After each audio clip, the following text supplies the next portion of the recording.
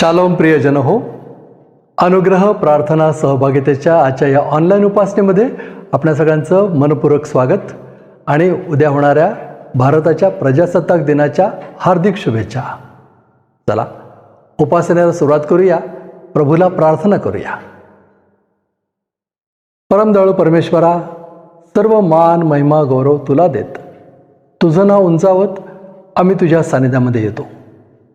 तुझी दया आहे, तुझी कृपा आहे, तुझं प्रेम आहे, म्हणून तू आम्हाला ही संधी दिलेली आहेस की आम्ही अशा रीतीने तुझी उपासना करू शकतो. ही ऑनलाईन उपासना आहे आणि तरी प्रभू तुझ्या सानिध्याचा अनुभव आम्हाला येतो. तुझ्या दयेबद्दल आम्ही तुझे आभार मानतो. तू आम्हाला संधी दिलेली आहेस, या संधीचा आम्ही चांगला उपयोग करावा, आम्ही आपलं लक्ष तुझ्याकडे लावावं, म्हणून तू आमचं सहाय्य कर. तुझी उपासना करताना आम्हाला विचलित करणारे विचार, आजूबाजूची परिस्थिती ही सर्व तू नियंत्रणात आण आणि प्रभू आत्मेने आणि खरेपणानं तुझी उपासना करण्यासाठी आमचं सहाय्य कर. प्रभू तू आमची भेट घे, आमच्याशी बोल आणि तुझा आशीर्वाद मिळू दे.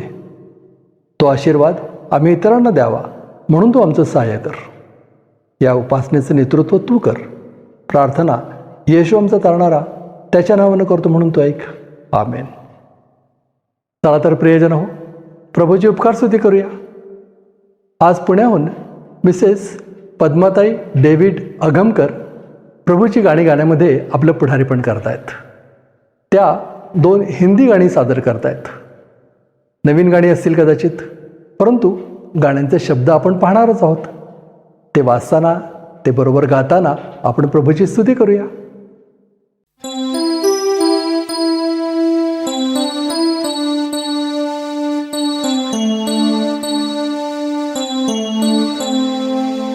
वे जो रोते हुए बोते हैं वे काटेंगे खुशी से, गम ही देता है तसल्ली, ए सिखाया है मसीह ने.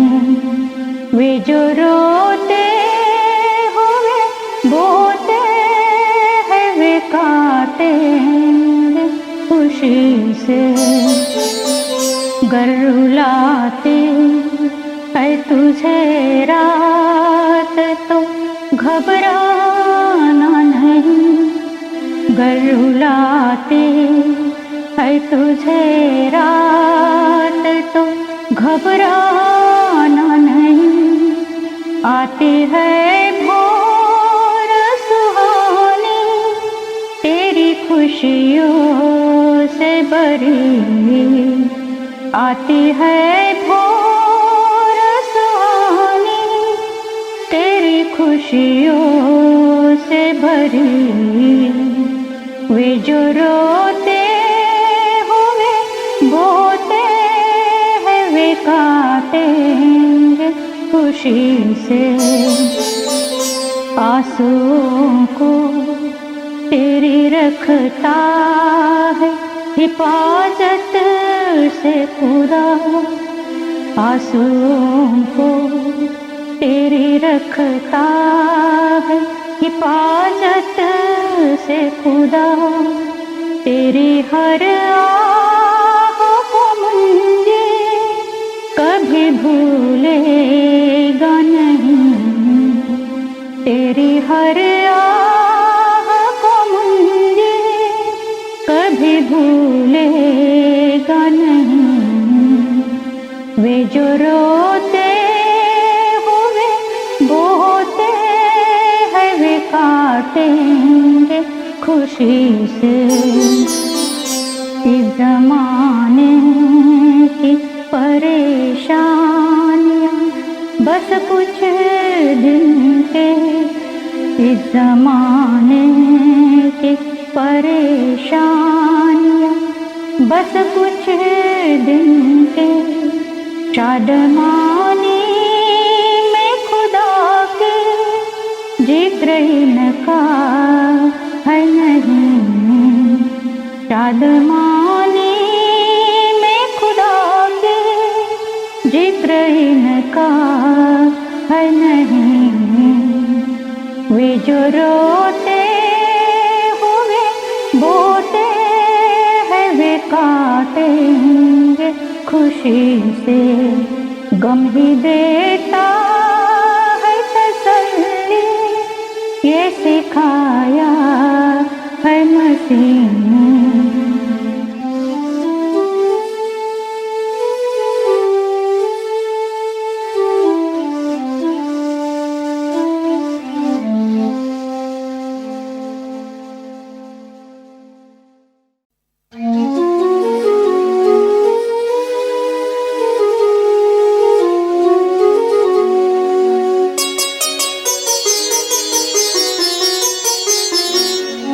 क्रूस से बह के आती है खून की धार, जिसमें पिता का है प्रेम पार। बहते बहते मुझको बहा ले जा, प्रेम के सागर में। प्रेमी प्रभु मेरे यीशु, प्रेमी प्रभु मेरे यीशु, दिन प्रतिदिन तू मुझ में बढ़े, घटता रहो प्रभु मैं। दिन प्रतिदिन तू मुझ में बढ़े, घटता रहो प्रभु मैं। ढूंढा मुझे अनंत प्रेम से, अनंत आशीष दी है मुझे ही न को योग्य बना दिया परम पिता के लिए। प्रेमी प्रभु मेरे यीशु, प्रेमी प्रभु मेरे यीशु, दिन प्रतिदिन तू मुझ में बढ़े, घटता रहो प्रभु मैं। दिन प्रतिदिन तू मुझ में बढ़े, घटता रहो प्रभु मैं। इस जग में गरीबी से घिर जाऊं मैं, प्यार तेरा है काफी मुझे। इस जग में गरीबी से घिर जाऊं मैं, प्यार तेरा है काफी मुझे। आत्मा मेरी तेरे प्रेम से परिपूर्ण है, घटे नहीं है मुझे। प्रेमी प्रभु मेरे यीशु, प्रेमी प्रभु मेरे यीशु, दिन प्रतिदिन तू मुझ में बढ़े, घटता रहो प्रभु मैं। दिन प्रतिदिन तू मुझ में बढ़े, घटता रहो प्रभु मैं। इस जग में प्रशंसा मैं किसकी करूं, कोई नहीं है तेरे सिवा। प्रभु तेरा प्रेम मेरा स्तुति गीत है, मेरा आनंद है। प्रेमी प्रभु मेरे यीशु, प्रेमी प्रभु मेरे यीशु, दिन प्रतिदिन तू मुझ में बढ़े, घटता रहो प्रभु मैं। दिन प्रतिदिन तू मुझ में बढ़े, घटता रहो प्रभु मैं।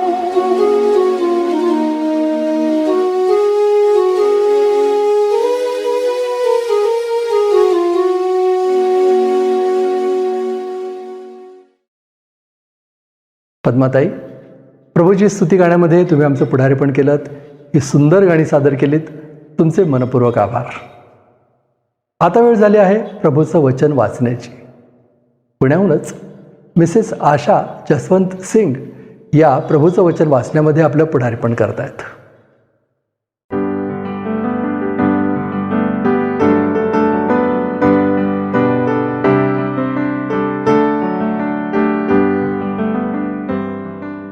नवीन करारातून पौलाचे कलसैकरास पत्र अध्याय 4 वचने 2 ते 6 आपण वाचूया. प्रार्थना व रोजची वागणूक. प्रार्थनेत तत्पर असा व तिच्यात उपकार स्तुती करीत जागृत राहा.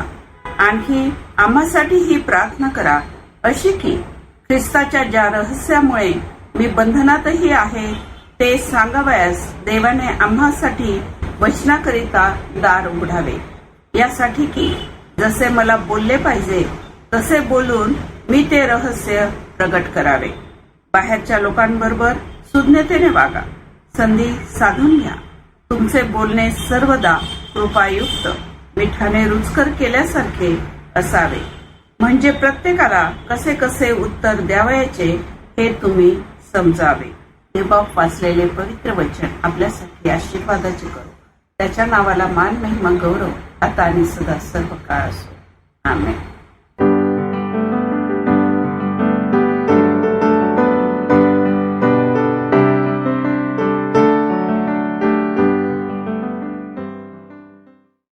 आशाताई, तुम्ही प्रभूचं वचन वाचण्यामध्ये आमचं सहाय्य केलंत, पुढारी पण केलंत, वेळेवर रेकॉर्डिंग करून आम्हाला पाठवलंत. तुमचे मनपूर्वक आभार. आता रेव्हरंड संजय डेव्हिड गायकवाड आपल्याशी काही संवाद साधू इच्छित आहेत. बघूया त्यांना काय म्हणायचंय.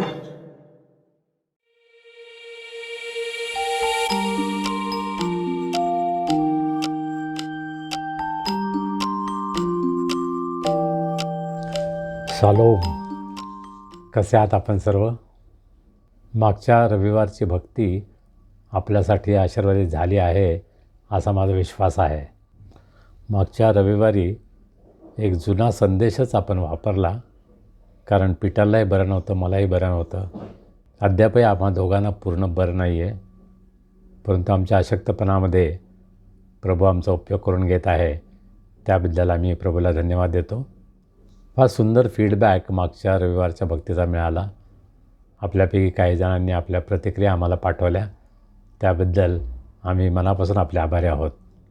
आमच्या अशक्तपणामध्ये सुद्धा प्रभू आपल्या गौरवासाठी, आपला हेतू पूर्ण करण्यासाठी आम्हा प्रत्येकांचा उपयोग करून घेतो, याचा अनुभव आम्ही घेतो आणि त्याबद्दल प्रभूला धन्यवाद असो.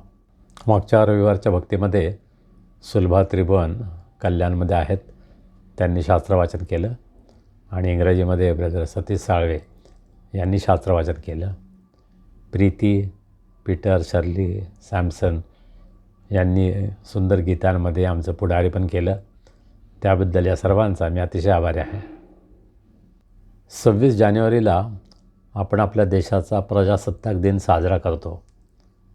26 जानेवारी 1950 या दिवशी आमचा देश हा प्रजासत्ताक देश असेल अशी घोषणा आम्ही केली आणि त्या प्रकारच्या राज्यपद्धतीचा आपण स्वीकार केला. परंतु गेले विशेषतः 10-12 वर्ष आपण पाहत आहोत, लोकशाही परंपरेवर, लोकशाही तत्त्वांवर आघात केले जात आहेत.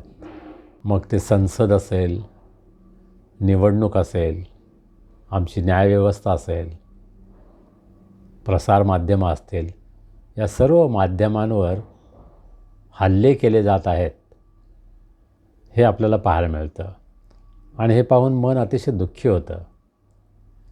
आमच्या राष्ट्रपित्यांनी अतिशय विचारपूर्वक डॉक्टर बाबासाहेब आंबेडकर यांच्या पुढारीपणाखाली अतिशय सुंदर अशी राज्यघटना आमच्या देशाला दिली आणि म्हणून आज आपण प्रजासत्ताक दिनानिमित्त आपल्या देशासाठी प्रार्थना करत असताना आपल्या देशामध्ये समता, बंधुभाव, ऐक्य, न्याय या सर्व गोष्टी येथून पुढे चालू राहतील, या तत्त्वांचा आदर केला जाईल, यासाठी आम्ही प्रार्थना करण्याची गरज आहे.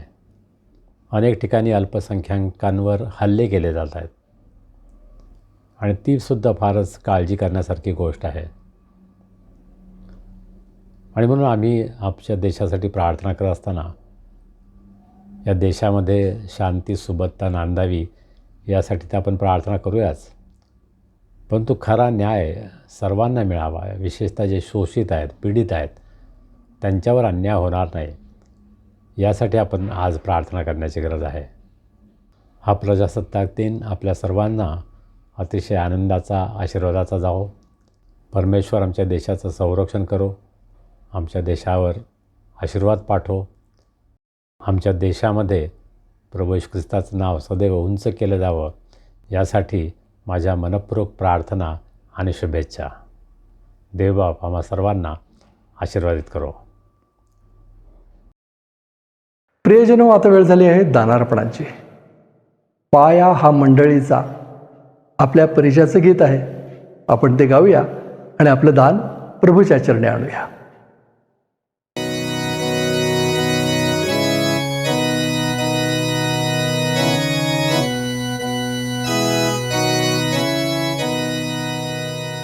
आपण उपासना संगीतामधून 548 क्रमांकाचं गीत गाऊया. सर्वांच्या परिचयाचं गाणं आहे पाया हा मंडळीचा. आणि हे गाणं गात असताना आपण आपलं दान परमेश्वराच्या सेवेसाठी अर्पण करूया. अनुग्रह प्रेयर फेलोशिपच्या सेवेसाठी जर आपण दान देऊ इच्छिता तर आमचा नंबर, GPay नंबर माझा दिलेला आहे शेवटी, त्यावर आपण आपलं दान पाठवू शकता. पाया हा मंडळीचा प्रभू येशू राणा,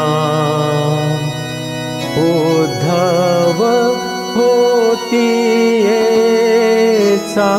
शब्दे जले जाणा, स्वर्गातूनी तो आला शोधाया नवरीते, स्वप्राण त्याने दिला, खंडिली ती रक्ते, तो सर्व राष्ट्रांतूनी वेची तरी ती एक, विश्वास जन्म आणि पियेचा प्रभू एक, ती वंदी लामा एका एकान सेऊनी, आशेने चाले एका सत्तूपा पाऊनी, तिरस्काराने पीते मनुष्य पाहती, पोटी पाखंडे याते कंटाळे भारीती, तरी सदा सद्भक्त प्रभूला प्रार्थिती, ती शोक रात्र जाता हर्षेल प्रभाती, जगाच्या संग्रामात आशेने राहेती, त्रैक्याच्या ती ऐक्यात आनंदे वसती, गुरु तू आम्हाने सद्भक्त संगती, अनंत काळी देई स्वर्गात विश्रांती. आपण आपलं दान प्रभूच्या हातामध्ये सोपूया, प्रार्थना करूया. हे आमचे अत्यंत प्रेमळ परमेश्वरा, आम्ही तुला मनापासून धन्यवाद देतो, कारण आज आम्हा सर्वांना तुझ्या भक्तीसाठी, आराधनेसाठी एकत्र येण्याची सुंदर संधी तू आम्हाला दिलीस. प्रभू, तू आमचं सहाय्य करतोस, मार्गदर्शन करतोस, तुझे अनेक आशीर्वाद आमच्या जीवनामध्ये तू पाठवतोस. त्या सर्व आशीर्वादांची जाणीव ठेवून अत्यंत अल्पसं दान आज आम्ही तुझ्या भांडारामध्ये आणलं आहे. प्रभू, या दानाचा तू स्वीकार कर, हे आशीर्वादित कर. या दानाचा उपयोग तुझं कार्य या जगामध्ये अधिक वाढावं, अधिक आणि अधिक लोकांना तुझी ओळख व्हावी, तुझ्यावर त्यांनी विश्वास ठेवावा. त्याचप्रकारे प्रभू, अनुग्रह प्रेयर फेलोशिपचे प्रत्येक सभासद, हा संदेश ऐकत असणाऱ्या प्रत्येकाच्या जीवनामध्ये प्रभू तुझं अद्भुत कार्य व्हावं, तुझे अनेक आशीर्वाद त्यांना अनुभवास यावेत, त्यांची प्रत्येक गरज पूर्ण व्हावी आणि प्रभू त्यांच्या जीवनामध्ये तुझे अनेक नवीन अनुभव त्यांना यावेत. यासाठी या सर्व दानांचा उपयोग तू करून घे, अशी आम्ही तुला विनंती करतो. प्रभू, आम्ही तुझ्या वचनावर मनन करणार आहोत. आम्ही तुझं सहाय्य मागतो. पवित्र आत्म्याच्या द्वारे तुझ्या वचनांचा उलगडा तू आम्हाला कर. ज्या गोष्टी आम्हाला समजत नाहीत त्या आम्हाला स्पष्ट करून सांग आणि तुझ्या इच्छा समजल्यानंतर, आज्ञा समजल्यानंतर प्रभू त्याचं पालन करण्यासाठी आम्हा सर्वांची तू तयारी कर. मान, महिमा, गौरव आम्ही तुला देतो आणि प्रार्थना तारणारा प्रभू येशू ख्रिस्त याच्या नावाने आम्ही करतो म्हणून तो ऐक. आमेन. प्रियजनो, आता वेळ झाली आहे प्रभूचा संदेश ऐकण्याची. आपण कलसेकराच्या पत्राचा अभ्यास करत आहोत ना. आज भाग 30 आहे. प्रभूचं वचन आपल्याला उलगडून सांगण्यामध्ये आपलं पुढारीपण करतायत, देवाचा संदेश आपल्यापर्यंत आणतायत देवाचे सेवक, आपल्या सगळ्यांचे आवडते रेव्हरंड संजय डेव्हिड गायकवाड.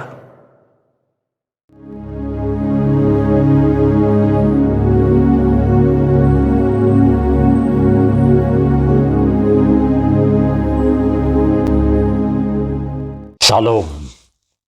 कसे आहात आपण सर्व? अनुग्रह प्रेयर फेलोशिपच्या ऑनलाईन भक्तीमध्ये आपल्या सर्वांना भेटून मला खूप आनंद वाटतो. दर आठवड्यामध्ये नवीन नवीन आव्हानं आमच्यासमोर असतात, तरीसुद्धा प्रभू कृपा पुरवतो आणि आपण अशा प्रकारे एकत्र येऊ शकतो. याबद्दल मी प्रभूला मनापासून धन्यवाद देतो. आपल्या सर्वांच्या प्रार्थनांबद्दलसुद्धा मी आपला आभारी आहे. मागच्या रविवारी मी आपल्याशी बोललो, त्याच्या अगोदरही मी आजारी होतो आणि आत्ता गेले काही दिवस मी पुन्हा आजारी आहे. भरपूर खोकला, सर्दी, ताप हे सर्व चालू आहे. तरीसुद्धा आज मला पुष्कळ बरं वाटत आहे. त्यामुळं मी आज तुमच्यासमोर आहे. 15 जानेवारीला महाराष्ट्रामध्ये 29 महानगरपालिकांच्या निवडणुका पार पडल्या. आश्चर्य याचं वाटतं की खोट्या आणि फसव्या गोष्टींवर जास्त लोक विश्वास ठेवतात. सत्यावर, खऱ्या गोष्टींवर विश्वास ठेवणारे कमी कमी होत चालले आहेत, असं चित्र आपल्याला सगळीकडे दिसतं. मला खूप आश्चर्य वाटलं ज्यावेळेस मी मिरजमधला एक व्हिडिओ माझ्याकडे आला आणि एका चर्चमध्ये 9 पास्टर्स एकत्र आले होते आणि एका जातीयवादी पक्षाला त्यांनी जाहीरपणे पाठिंबा दिला. पहा, याच पक्षाचे लोक भारतामध्ये अनेक ठिकाणी ख्रिस्ती मंडळांवर, ख्रिस्ती पुढाऱ्यांवर हल्ले करत आहेत. अनेक ख्रिस्ती पुढाऱ्यांना अटक करत आहेत आणि तरीही या पक्षाला मत देण्याचं धाडस, या पक्षाला पाठिंबा द्या असं उघडपणे जाहीर करण्याचा मूर्खपणा आमचे ख्रिस्ती बांधव आणि पुढारी करत आहेत. याचं मनोमन दुःख झालं. अर्थात त्यांची कारणं काही असू शकतील, परंतु त्यामध्ये निश्चित स्वार्थ आहे की आम्हाला जर काही फायद्याच्या गोष्टी मिळत असतील तर आम्ही का नाही पाठिंबा द्यायचा. त्यांची तत्त्व काही असतील, काय हरकत नाही. ते जरी ख्रिस्ती धर्माच्या विरुद्ध, ख्रिस्ती लोकांच्या विरुद्ध वागत असतील तरीसुद्धा जर आमच्या मंडळीला फायदा होत असेल, आमच्या मंडळीसाठी रस्ता करत असतील, काही सुविधा देत असतील तर आम्ही त्यांना मतदान करावं, अशा प्रकारचा मतप्रभाव असू शकतो. आणि आज ही फार मोठी समस्या आहे. पूर्वीच्या काळामध्ये तत्वावर आधारित निवडणुका व्हायच्या, आता भावनेवर आधारित निवडणुका होतात. धर्म, जाती यावर आधारित पुष्कळ उमेदवार उभे असतात आणि निवडून येतात. हे आपल्याला आज पाहायला मिळतं आणि अतिशय दुःखाचं चित्र आहे. हे निकोप लोकशाहीचं चित्र नाही आहे. अर्थात आज आपल्याला जगामध्ये जे राजकारण चालू आहे त्याच प्रकारचं राजकारण आज अनेक मंडळांमध्ये सुद्धा सुरू आहे, हे सुद्धा आपल्याला पाहायला मिळतं. आणि त्यामुळं कदाचित आम्हाला आश्चर्य वाटायला नको. काही जण असं म्हणतात की बाहेरचं राजकारण परवडलं, बाहेरचे शत्रू आम्हाला माहीत असतात, परंतु मंडळीमध्ये जे राजकारण आहे ते अतिशय गलिच्छ खालच्या दर्जाचं राजकारण खेळलं जातं असं काही जण म्हणतात. आणि ही अतिशय दुःखाची गोष्ट आहे आणि मंडळीसाठी अतिशय वाईट साक्ष आहे असं मला वाटतं. मी राजकारणावर आज जास्त बोलणार नाही. मला आज थोडंफार बरं आहे, त्यामुळं आज हा मेसेज मी रेकॉर्ड करू शकत आहे. परंतु पीटरलासुद्धा या दिवसामध्ये फार बरं नव्हतं. त्याच्या कमरेमध्ये चमक भरली आणि त्याला एका जागेवरून हालता येणं सुद्धा शक्य होत नव्हतं. आणि अशाही परिस्थितीमध्ये त्याने आपलं काम चालू ठेवलं आणि या आठवड्याची जी लिंक आहे ती त्यानं तयार केली आहे. त्याबद्दल मी प्रभूला धन्यवाद देतो आणि पीटरचे मनापासून उपकार मानतो. मागच्या रविवारच्या भक्तीमध्ये सिस्टर प्रीती निकाळजे तिने अतिशय सुंदर गीतं गायली. ती नेहमीच फार सुंदर गाते, परंतु ज्या प्रकारे ती प्रेज अँड वर्शिप लीड करते, ज्या प्रकारे पुढारी पण करते, ते फार सुंदर आहे. खरोखर त्या भक्तीच्या वातावरणामध्ये ती आम्हाला घेऊन जाते. सिस्टर मालविका आखाडे यांनी शास्त्रवाचन आपल्यासाठी केलं, त्यांचाही मी आभारी आहे. आपण वचनाकडे वळूया आणि आज केवळ एका वचनावर मी बोलणार आहे. कलस्सेकरास पत्राचा 4था अध्याय आणि 2रं वचन. प्रार्थनेत तत्पर असा व तिच्यात उपकार स्तुती करीत जागृत राहा. मराठीमध्ये 2च गोष्टी आपल्याला लक्षात येतात. प्रार्थनेत तत्पर असा आणि उपकार स्तुती करीत जागृत राहा. परंतु इंग्रजी वचनामध्ये 3 विभागात हे वचन विभागलेलं आहे. पहिली गोष्ट म्हणजे प्रार्थनेमध्ये तत्पर असा, जागृत राहा आणि उपकार स्तुती करा. आणि म्हणून त्या प्रकारे मी आपल्यासमोर काही विचार मांडणार आहेत जे प्रभूनं माझ्या अंतःकरणामध्ये दिले आहेत. थेसलोनिकरास पहिले पत्र 5वा अध्याय आणि 17व्या वचनामध्ये पौल असं सांगतो, निरंतर प्रार्थना करा, अखंड प्रार्थना करा. प्रे विदाउट सीझिंग इंग्रजीमध्ये म्हटलेलं आहे. तर प्रार्थनेमध्ये तत्पर असणं म्हणजे अखंडित प्रार्थना करणं, निरंतर प्रार्थना करणं, सतत प्रार्थनेमध्ये असणं. ख्रिस्ती विश्वासणाऱ्याला त्याचं प्रार्थनेचं जीवन कसं असावं याविषयी या वचनामध्ये बोध केलेला आहे, उत्तेजन दिलेलं आहे. कोणीतरी असं म्हणेल की ज्याला काही वेळ नाही, ज्याला काही कामं नाहीत, तो आपला निरंतर प्रार्थना करू शकतो. परंतु जो खूप कामामध्ये आहे, ज्याच्यावर पुष्कळ जबाबदाऱ्या आहेत, त्याला निरंतर प्रार्थना करणं शक्य नाही. परंतु या बोलण्याचा मतितार्थ, या वचनाच्या मागे काय सखोल अर्थ आहे, या वचनाचा गाभा कशात आहे ते आपण ओळखून घ्यायला पाहिजे. मला असं वाटतं पौल असं म्हणत आहे, प्रार्थनेमध्ये तत्पर असा म्हणजे प्रार्थनेला आपल्या जीवनामध्ये प्राधान्य द्या. तुमच्या जीवनाची प्रवृत्ती, तुमच्या जीवनाची वृत्ती ही प्रार्थनामय असायला हवी. मला आठवतंय फार वर्षांपूर्वी गोव्याला आम्ही गेलो होतो आणि एक मिशनरी होते, हिंदुस्थानी कॉव्हेनंट चर्चचे मिशनरी. ते ती जीप चालवत होते आणि ते आम्हाला म्हटले, चला आपण प्रार्थना करूया. ते जीप चालवत आहेत आणि ते म्हटले की आपण प्रार्थना करूया. आणि जीप चालवत असताना डोळे उघडे ठेवून त्यांनी प्रार्थना केली.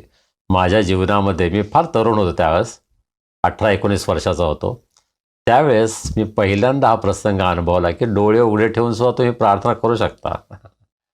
आपलं काम करत असताना सुद्धा आपण प्रार्थना करू शकतो. त्या मिशनरीनं मला हे शिकवलं की आपण काहीही करत असू, परंतु आपण प्रार्थनेमध्ये राहू शकतो. आणि देव आमच्याकडून ही अपेक्षा करतो की आम्ही अशा प्रकारे प्रार्थनेमध्ये असावं. त्याचा अर्थ हाही आहे की आम्ही कोणत्याही बाबतीमध्ये देवाशी संभाषण थांबवायला नको. आम्ही काहीही करत असो, कुठेही जात असो, कोणत्याही परिस्थितीमध्ये असो, आम्ही दुःखामध्ये असू, त्रासामध्ये असू, आनंदात असू, कोणत्याही प्रसंगी आपण परमेश्वराशी बोलू शकतो. प्रार्थना म्हणजे परमेश्वराशी संभाषण करणं, परमेश्वराशी बोलणं.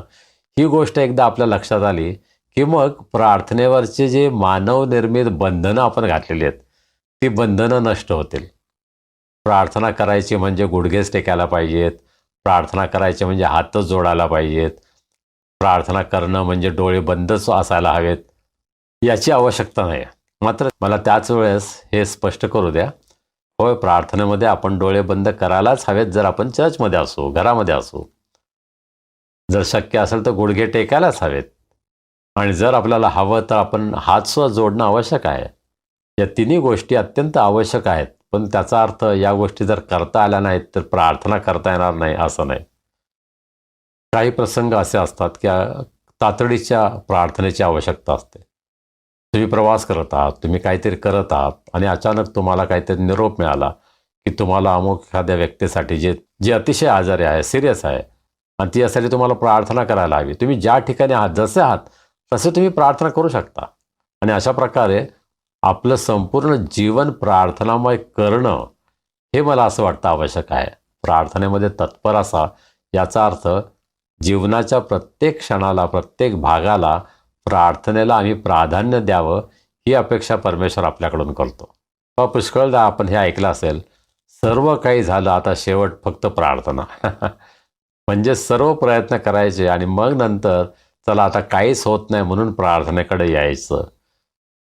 ही जी प्रवृत्ती आहे ती अत्यंत चुकीची आहे. आपण प्रत्येक गोष्ट प्रार्थनेने सुरू करायला हवी. कोणतंही संकट आलं, कोणताही त्रास झाला तर सर्वप्रथम आपण प्रार्थना करायला हवी आणि प्रार्थनेद्वारे आपण ती गोष्ट प्रभूवर सोपवून द्यायला हवी. आम्ही स्वतःच्या प्रयत्नानं, स्वतःच्या शक्तीनं, स्वतःच्या बुद्धीनं सर्व प्रयत्न करायचे आणि मग आमचे प्रयत्न थकले, आम्ही हारलो की मग परमेश्वराला शरण जायचं, हा काही योग्य मार्ग नाही. आणि म्हणून आम्ही सर्व परिस्थितीमध्ये, सर्वदा प्रार्थनेमध्ये प्रभूशी बोलत राहणं हे आमच्यासाठी अत्यंत आवश्यक आहे. निरंतर प्रार्थना करा. थेसलोनिकला पत्रामध्ये पौल जेव्हा सांगतो तेव्हा तो त्याचा जिवंत अनुभव होता. आपल्या जीवनामध्ये सदैव त्याने प्रार्थनेला महत्त्व दिलं होतं. तुरुंगामध्ये होता तेव्हाही तो प्रार्थना करत होता. तो लोकांशी बोलत होता तेव्हाही तो प्रार्थना करत होता. दुःखामध्ये, संकटामध्ये, आनंदाच्या क्षणी सर्वदा तो प्रार्थना करत होता. तर त्या पाऊलाकडून आम्हाला हा बोध मिळतो की प्रार्थनेत तत्पर असा, आणि त्याच्याकडूनच आपल्याला तो आदर्शसुद्धा मिळतो की जसा तो प्रार्थनेमध्ये तत्पर होता तसं आम्हीसुद्धा प्रार्थनेमध्ये तत्पर असावं. दुसरी गोष्ट पाऊल या ठिकाणी सांगतो ती म्हणजे जागृत राहा. प्रार्थनेमध्ये आम्ही जागृत राहण्याची गरज आहे. याचा अर्थ मी दोन प्रकार मला समजतो. एक म्हणजे कोणत्या कोणत्या गोष्टीविषयी आम्हाला प्रार्थना करण्याची गरज आहे याविषयी आम्ही जागृत राहण्याची गरज आहे. आमच्या आजूबाजूला अनेक गोष्टी घडत आहेत आणि त्यापैकी कोणत्या गोष्टींसाठी आपण प्रार्थना करायला हवी हा विचार आम्ही सदैव आपल्या मनामध्ये ठेवायला हवा. आमच्या आजूबाजूला अनेक गोष्टी होतात की ज्या आम्हाला विचलित करतात, आम्हाला दुखवतात, आम्हाला निराश करतात, आणि त्या परिस्थितीमध्ये आम्हाला प्रार्थनेमध्ये जागृत राहायचं शिकायला हवं.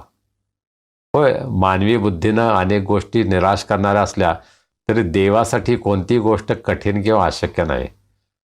मी तुम्हाला सुरुवातीला महाराष्ट्रातील राजकारणाविषयी, महाराष्ट्रातील निवडणुकांविषयी सांगितलं. होय, चित्र फार निराश करणार आहे, परंतु त्या परिस्थितीमध्ये सुद्धा देव हा विराजमान आहे. देव हा सिंहासनावर विराजमान आहे. ही जाणीव आपण नेहमी लक्षात ठेवायला हवी. आणि म्हणून या परिस्थितीमध्ये सुद्धा आपण प्रार्थना करण्यासाठी जागृत राहायला हवं. आपल्या घरामध्ये जर कोणी 10वीला किंवा 12वीला बोर्ड एक्झामसाठी अपिअर होत असेल, परीक्षा देणारे असतील, तर आपण किती जागृत असतो नाही का? आपण रात्रीचा दिवस आणि दिवसाची रात्र करतो नाही का? कारण आमच्यासमोर ध्येय असतं. आमच्या मुलांनी उत्तम मार्क मिळवावेत यासाठी आम्ही सर्वजण, कुटुंबातील सर्वजण मनापासून प्रयत्न करतात. आम्ही जागरूक असतो कारण आमच्यासमोर ध्येय आहे की आमच्या मुलांना उत्तम मार्क मिळवावेत. या जीवनामध्ये आम्ही सर्व वेगवेगळ्या परीक्षातून जात आहोत आणि या परीक्षामध्ये आम्हा सर्वांना यश मिळण्याची गरज आहे. त्यासाठी आम्हाला जागृत असण्याची गरज आहे. आजच्या पिढीतील जे लहान मुलं आहेत, जे तरुण मुलं आहेत, त्यांच्यासमोर प्रचंड आव्हानं आहेत. आमच्या काळामध्ये अशा प्रकारचे मोह, अशा प्रकारची आव्हानं नव्हती. मोबाईल, लॅपटॉप ही फार चांगली साधनं आहेत आणि त्यांचे चांगले उपयोग आहेत, पण त्याचे धोकेसुद्धा अनेक आहेत नाही का? आणि आज मुलांसमोर, तरुणांसमोर ही आव्हानं आहेत. त्यासाठी आईवडिलांना सुद्धा जागृत असण्याची गरज आहे. आपले मुलं काय करत आहेत, काय पाहत आहेत, कोणत्या मुलांबरोबर आहेत, कोणत्या मैत्रिणींबरोबर आहेत, याविषयी आम्हाला जागृत असण्याची गरज आहे. आणि म्हणून आम्हाला त्यांच्यासाठी प्रार्थनेमध्ये सुद्धा जागृत असण्याची गरज आहे. ज्यावेळेस आम्ही आपल्या मुलांच्या विषयी विचार करतो, त्यांच्या भवितव्याविषयी, त्यावेळेस आम्ही किती जागृत असतो नाही का? त्यांना उत्तमातले उत्तम पुस्तकं कसे मिळतील, उत्तमातल्या उत्तम सुविधा कशा मिळतील, आमच्या क्षमतेप्रमाणे जे उत्तमातील उत्तम ते देण्याचा आम्ही प्रयत्न करतो. का? कारण त्यांनी उत्तम मार्क मिळवावेत, आपल्या जीवनामध्ये पुढं जावं. आध्यात्मिक बाबतीमध्ये आम्ही अशा प्रकारे जागृत आहोत का? आम्ही मिरजमध्ये असताना युथ फॉर क्राईस्टच्या माध्यमातून 12 तासांची साखळी प्रार्थना, 24 तासांची साखळी प्रार्थना ही दरवर्षी घ्यायचो.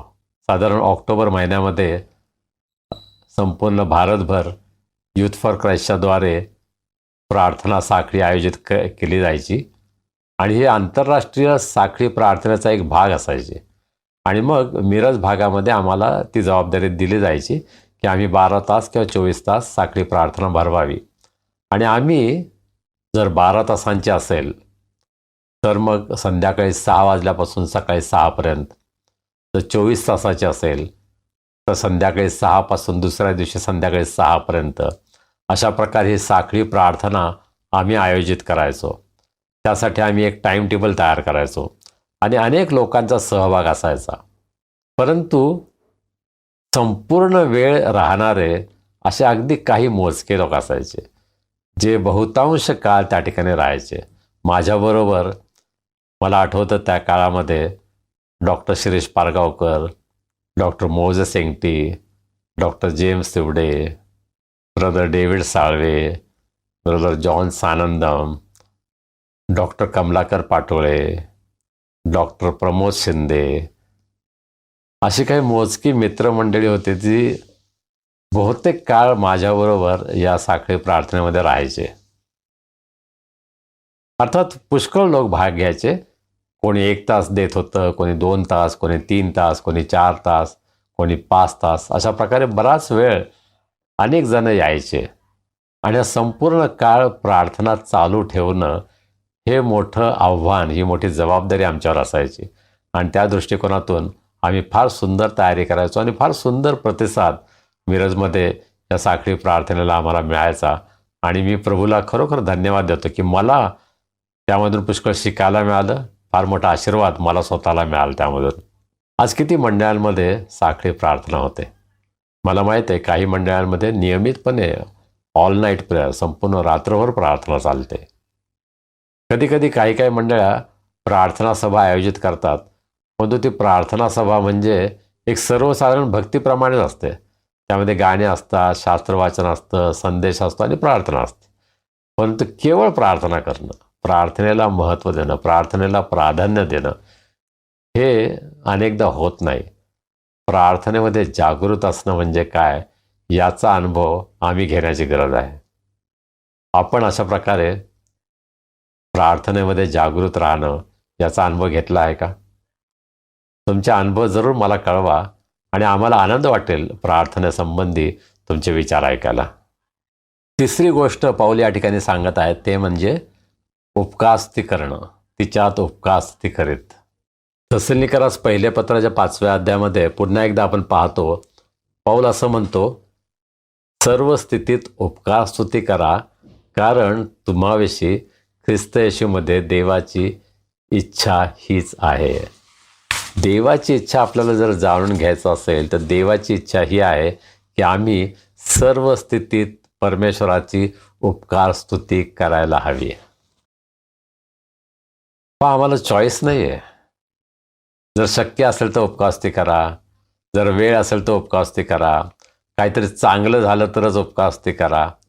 आम्ही सर्वजण आपल्या जीवनामध्ये काही चांगलं झालं की आम्ही प्रेज द लॉर्ड, हालेलुया म्हणतो.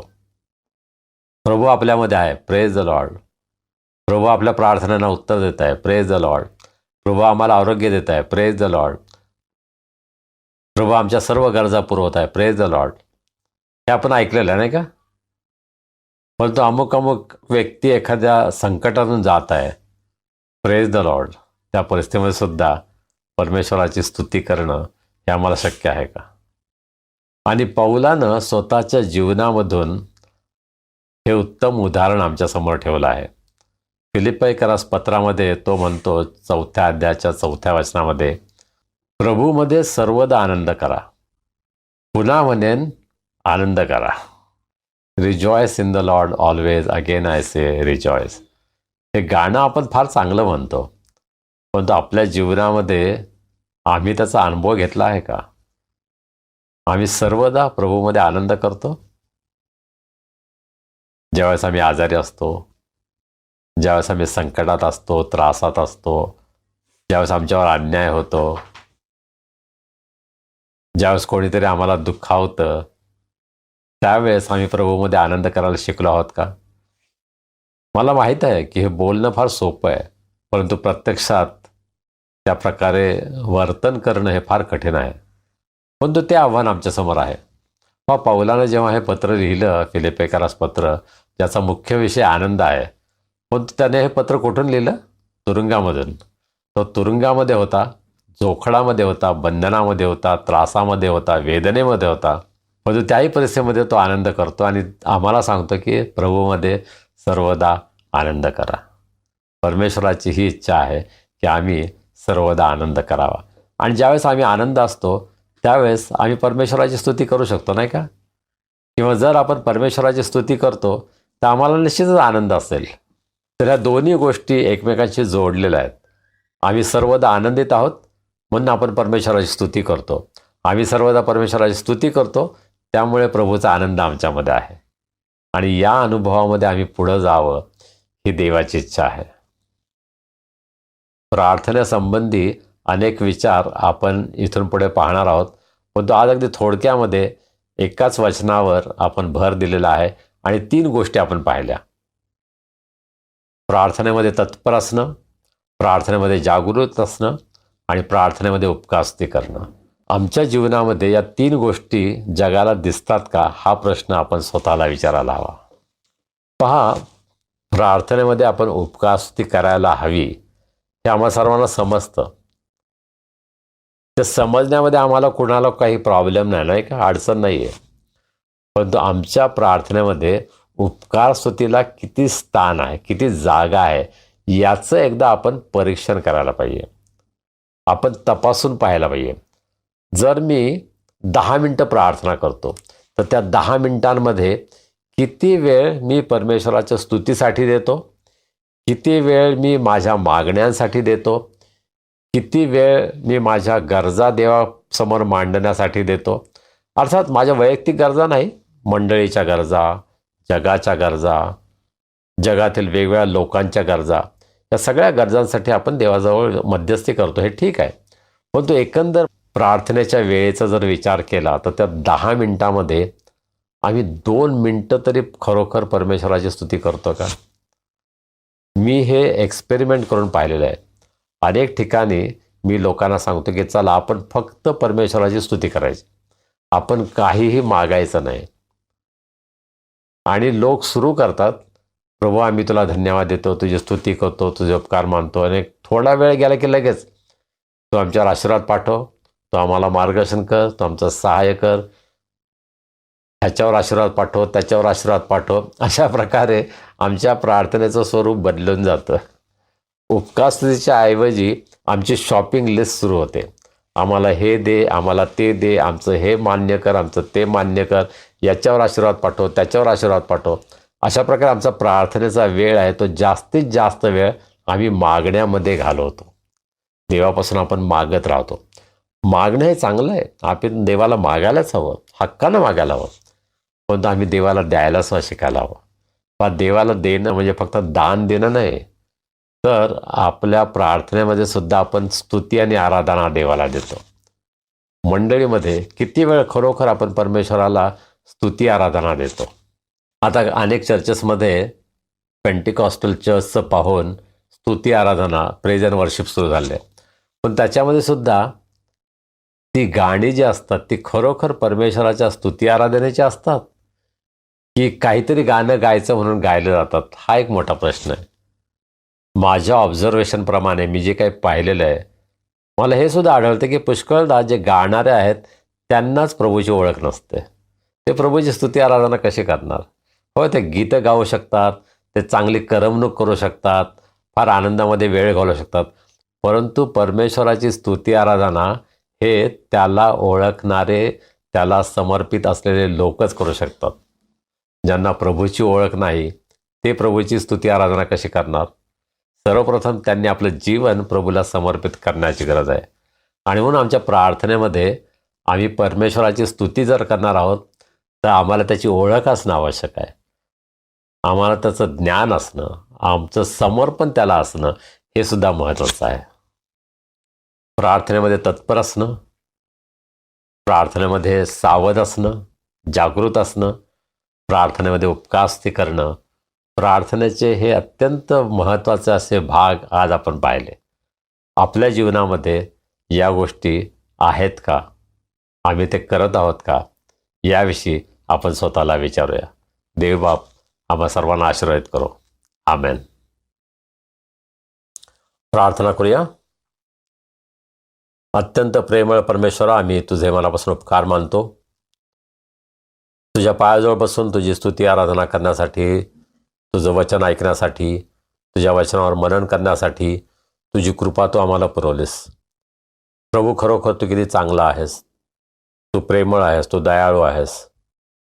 तुझ्या विश्वासूपणाचा, चांगुलपणाचा आम्ही रोज आणि रोज अनुभव घेतो. आज जगामध्ये असे अनेक लोक आहेत की जे दुःखातून, संकटातून जात आहेत.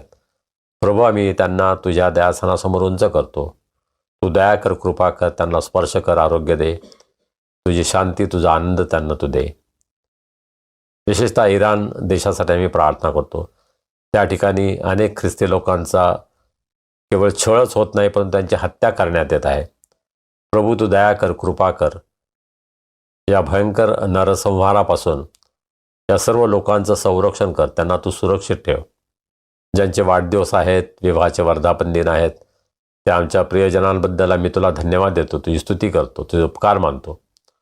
आम्ही प्रार्थना करतो प्रभू, त्यांचं इथून पुढील जीवन अधिक आणि अधिक आशीर्वादित कर आणि त्यांच्याद्वारे इतरांना आशीर्वाद मिळावा अशा प्रकारचा अनुग्रह तू कर. सर्व येणाऱ्या आठवड्यामध्ये तू आम्हा सर्वांचा सांभाळ कर, आम्हाला सुरक्षित ठेव.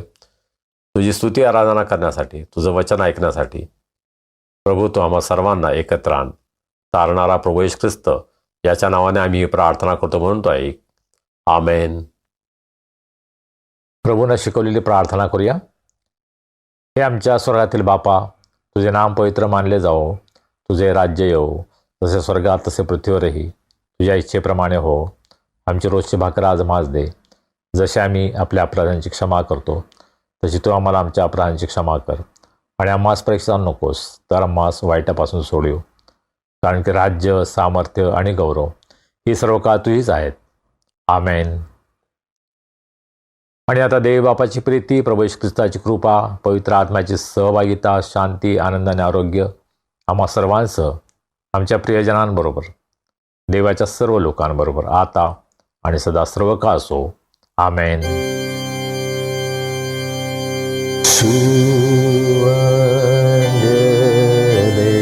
देवा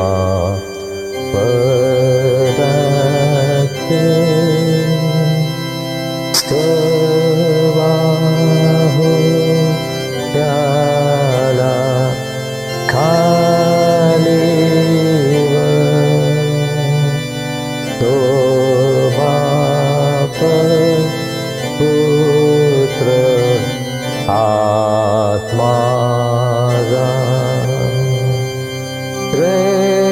त्याला द्या अनंत